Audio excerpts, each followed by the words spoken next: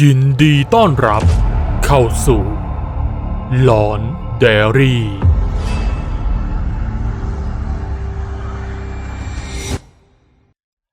ล่าท้าตำนานทั่วไทยไปกับน้ำมันเครื่องอีเดมิสึ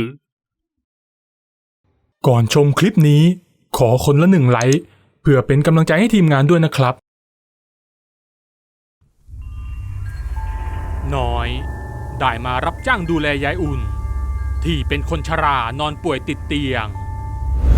แกอาศัยอยู่ในบ้านไม้2 ชั้นกับแววผู้เป็นหลานสาวและโหน่งซึ่งเป็นเด็กพิเศษเป็นลูกชายของอุษาซึ่งเป็นพี่สาวของแววเองมีธุระต้องไปทำงานที่ต่างจังหวัด2 วันจึงได้เขียนจดหมายส่งถึงอุษาพี่สาวที่ทำงานเป็นครูอยู่ต่างอำเภอให้กลับมาดูแลยายอุ่นและโหน่งแต่ทว่าอุษาได้ว่าจ้างน้อยซึ่งเป็นคนรู้จักในพื้นที่ที่เธอทำงานให้มาช่วยดูแลยายอุ่นกับโหน่งแทนเพราะอุษาลางานกลับมาในช่วงนี้ไม่ได้น้อยได้เดินตามแววเข้ามาในตัวบ้านได้เหลือบไปเห็นตู้กระจกใบหนึ่งสูงเพียงอกภายในบรรจุตุ๊กตาเสียกบาลตัวเล็กที่ล้วนแต่ผุพังแขนขาหักคอขาดอยู่เต็มไปหมดแววได้พาน้อยไปหายายอุ่น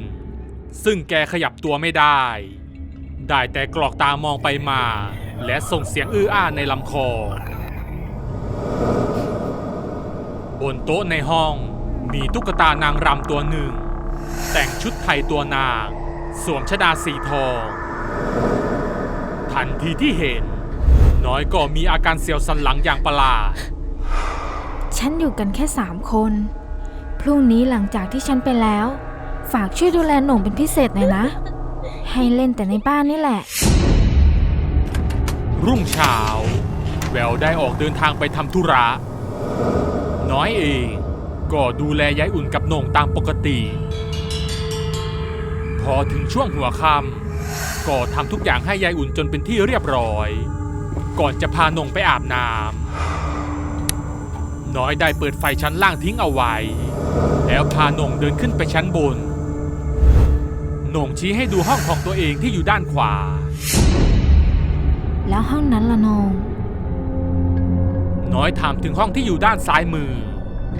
มองไปเหมือนบานประตูห้องจะปิดไม่สนิทห้องของคนอื่นโหน่งตอบแบบไม่มองหน้าและไม่หันไปมองที่ห้องนั้นคนอื่นที่ไหนล่ะโหน่งไปเขาไม่อยากให้กวน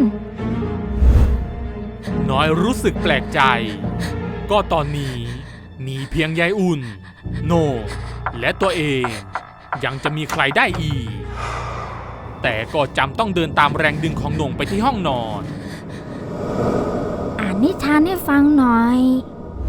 โหน่งหยิบเอาหนังสือนิทานบนเตียงมายื่นให้มันเป็นการ์ตูนเรื่องหมาป่ากับหนูน้อยหมวกแดงทำไมชอบหมาป่าล่ะจ๊ะมันเป็นตัวร้ายนะน้อยเห็นเด็กชายเอาแต่ชี้ไปที่ตัวหมาป่าที่หน้าหนังสือแล้วบอกว่าเป็นเพื่อนหมาป่ากินตุ๊กตาตัวไม่ดีตุ๊กตาชอบมาหยิกแขนเด็กชายยื่นแขนที่มีรอยช้ำให้ดูน้อยกระเถิบตัวเข้าหาเห็นรอยเขียวช้ำเป็นจำๆทำให้รู้สึกตกใจอยู่ไม่น้อยไม่มีตุ๊กตาใจร้ายอะไรนั่นหรอกจ้ามาเดี๋ยวพี่จะอ่านนิทานให้ฟัง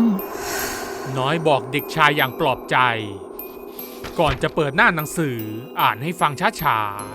ๆจนกระทั่งโหน่งได้หลับไปน้อยเองก็เผลอหลับไปกับโหน่งด้วยเช่นกัน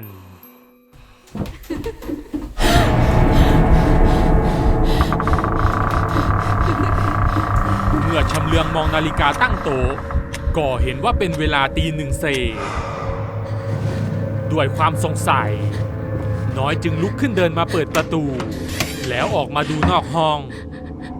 แต่ก็ไม่พบอะไรที่ดูผิดปกติจู่ๆหลอดไฟในบ้านก็ดับลงน้อยถึงกับสะดุ้งตกใจ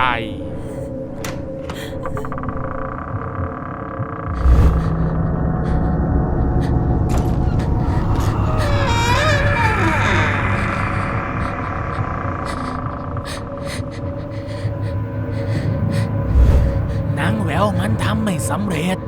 นางอุษามันไม่ยอมกลับมา นี่มันก็คืนสุดท้ายเสียด้วย เสียงแหบพร่าของหญิงแก่ดังแว่วออกมาจากในห้อง น้อยค่อยๆขยับย่องเข้าไปใกล้ๆเพื่อแอบฟัง คงต้องเอานางหนูนี่แหละไม่มีใครแล้ว เสียงเดิมพูดคุยอยู่คนเดียวในห้องนาน เมื่อทนความสงสัยไม่ไหว น้อยจึงตัดสินใจเบี่ยงหน้าเข้าไปดูที่ช่องประตู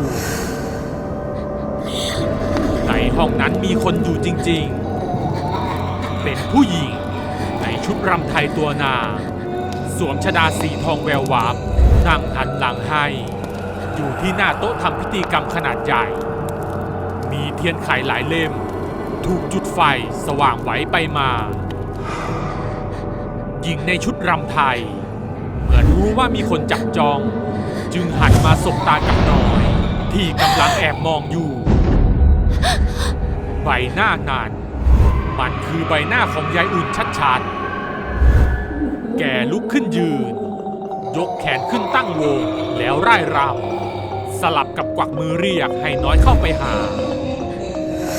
เข้ามาสิมาดูนางรำของข้า ในหัวของน้อยโดนสะกดไปด้วยเสียงเรียกของยายอุ่นก่อนจะค่อยๆก้าวเท้าเข้าไปในห้องเหมือนกับต้องมนต์สะกด อย่าเข้าไป พลันมีมือเล็กๆมาคว้าข้อมือเอาไว้ก่อนจะฉุดให้ถอยออกมาทันทีที่ออกมาจนพ้นห้องไฟที่โถงทางเดินก็ติดสว่างขึ้นนงน้อยหันมามองร่างของเด็กชายที่ดึงข้อมือเธอโหน่งพยายามฉุดให้ไปทางบันไดเพื่อลงไปชั้นล่างหนีไปตุ๊กตาตัวไม่ดีมันจะทำร้ายโหน่งบอกพร้อมกับดึงมือให้วิ่งน้อยเริ่มมีสติกลับคืนมาหล่นลานพาโหน่งวิ่งลงบันไดไปชั้นล่าง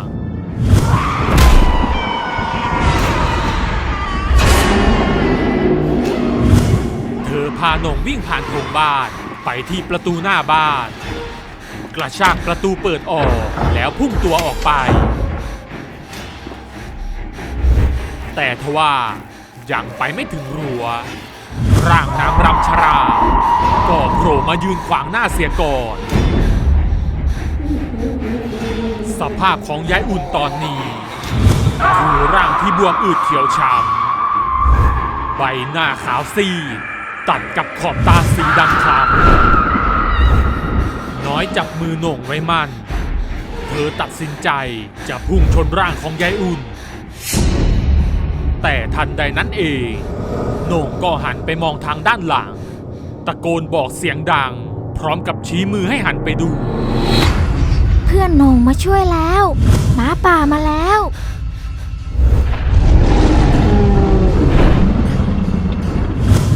น้อยรีบหันกลับไปดูเห็นตุ๊กตาเสียกบาลหลายตัว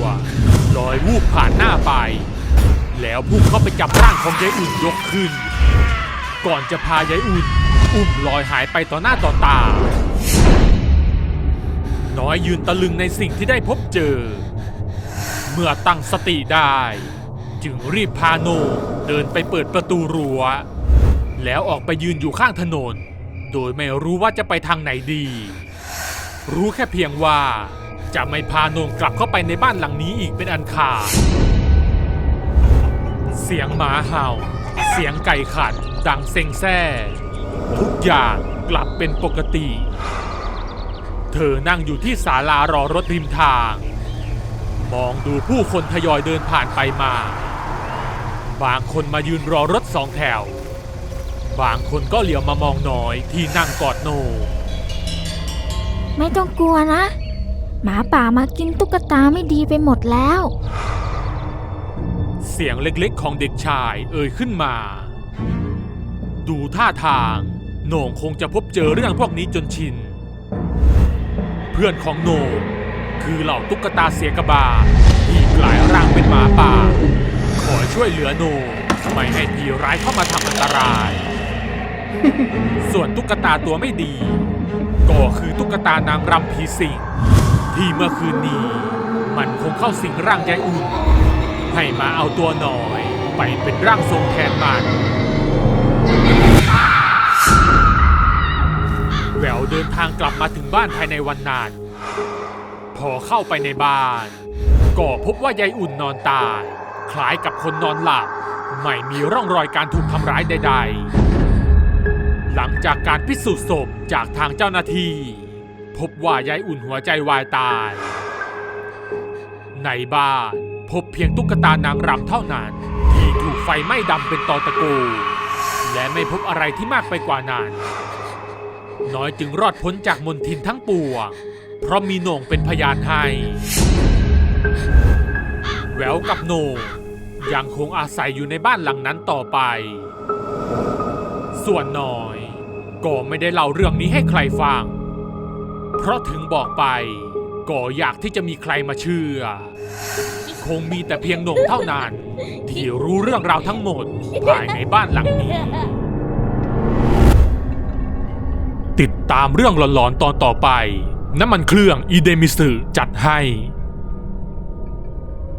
ก็จบไปแล้วนะครับกับเรื่องผีร่างทรงหวังว่าจะชอบกันนะครับใครที่มีเรื่องราวที่น่าสนใจที่อยากให้ทีมงานนำมาทำเป็นแอนิเมชันก็สามารถส่งเข้ามาที่แฟนเพจหลอนไดอารี่ได้เลยนะครับถ้าชอบคลิปนี้ก็อย่าลืมกดถูกใจและกดติดตามหลอนไดอารี่ทางช่องทาง Facebook และ YouTube เพื่อจะได้ไม่พลาดคลิปใหม่ๆอีกมากมายและเป็นกำลังใจให้ทีมงานทำคลิปต่อๆไปด้วยนะครับขอบคุณทุกท่านที่เข้ามารับชมครับ